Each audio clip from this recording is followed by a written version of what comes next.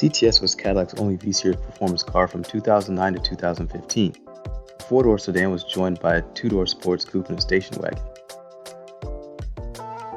The STS, the XLR, and the Northstar motor that powered them were shown the door.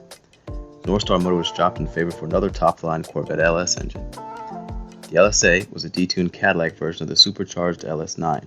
The 376 cubic inch LSA used a 1.9-liter Eaton supercharger and made an impressive 556 horsepower and 551 pound-feet of torque. On paper, the engine produced about 1.47 horsepower per cubic inch. At that time, Chrysler didn't have any supercharged performance cars, so Cadillac had one less competitor to deal with. Unlike Chrysler, the Dearborn guys always came prepared.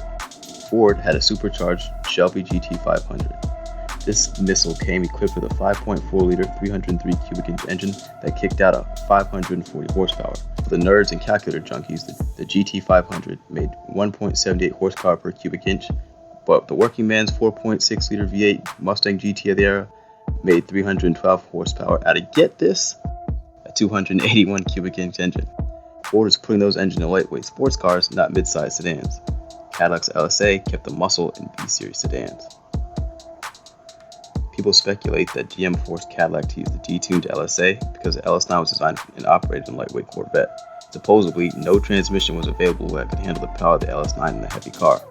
The LS9 uses a 2.3-liter supercharger and the detuned Cadillac version uses a 1.9-liter. Personally, I feel that there's an unwritten law at GM that states no car shall be faster or more powerful than the Corvette. I'm just speculating.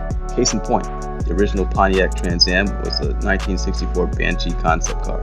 John DeLorean developed the Banshee concept to rival Corvette. When the first Mustangs dominated sales in 1964, Pontiac was forced to incorporate designs from Chevy Camaro.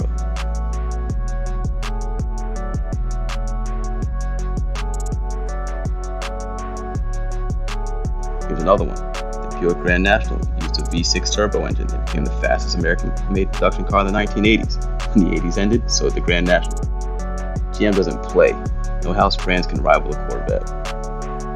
V-Series designers borrowed the most powerful Corvette engine available at that time, but showed respect to the car, not trespassing on its hallowed ground. Firebird and Grand National disappeared. The V-Series is still kicking. Cadillac's muscle cars are absolute rocket ships. In 2009, Car and Driver took a four-door CTS V for a whirl and hit 191 miles per hour. All second-gen CTS Vs got outfitted with magnetic ride control to keep the cars responsive during spirited driving, without the ride being too jarring and uncomfortable. After all, these are still luxury cars. So let's not stop under the hood. Other GM brands bring the thunder too, but what always separates Cadillac from the rowdy bunch is refined luxury.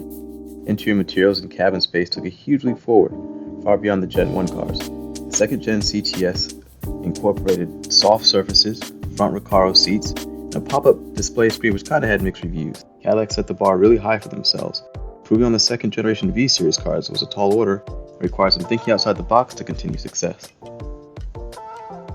This is Crown the Rooster. I'm your host, Matt Hill. Thanks for watching.